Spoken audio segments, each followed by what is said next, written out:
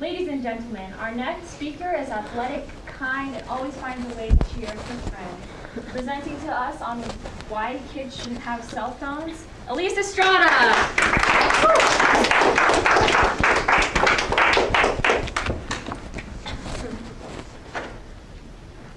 Our trusted companions. We cling to them like our lives depend on it. They are the first things we check when we wake up and the last when we go to bed.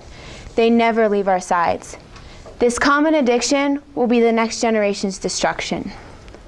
Everyone who still has their phones, please take them out and put them in the right-hand corner of your desk. I want you to look at it or imagine that you have it and think about the first time you got a cell phone.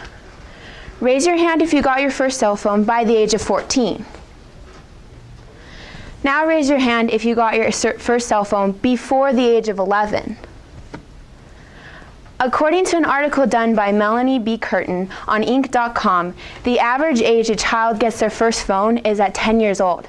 10-year-olds, meaning 3rd and 4th graders, are not only given small, expensive devices, but also access to knowledge that is not appropriate to be seen by a young child.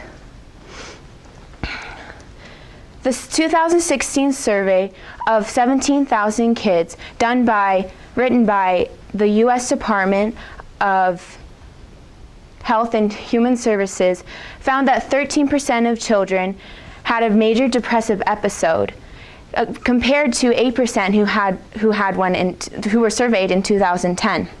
Suicide deaths among children 10 to 19 years has increased sharply, according to the latest data done by Centers for Disease Control and Prevention. When I did a study on suicide and depression, I found that the signs can be very hard to detect. This is because the child puts on a fake persona to meet peer approval. They hide their true feelings behind their electronic companion, hoping that it is enough to make their lives look more exciting. The problem is whatever that child is feeling or portraying cannot prevent another child from acting on what they want with their own phone.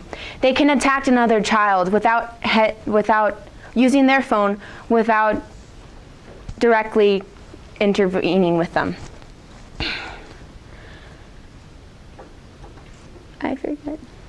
A child's mental health is very important, but also their physical health is also very important. Due to an increase in cell phone usage, the risk for long-term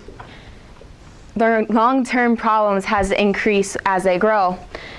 This leads to it is estimated that by ASAP Science that a person uses their cell phone 4 to 4.7 hours a day. This, along with the usage of a computer or another electronic device, may lead to myopia, or is commonly known as nearsightedness in North America. It also leads to sleep deprivation. This is also when a blue light is emitted from the cell phone and is known to alter circadian rhythms, which then leads to diabetes, less sleep, cancer, and also mood disorders and learning disabilities. A child's attention span is already pretty low, rated at 10 to 15 minutes according to Inc.com. And if they are exposed to more curiosities by phone, they are not able to learn the slower methods of learning, such as reading. They should have to learn how to read and other things without using their phones.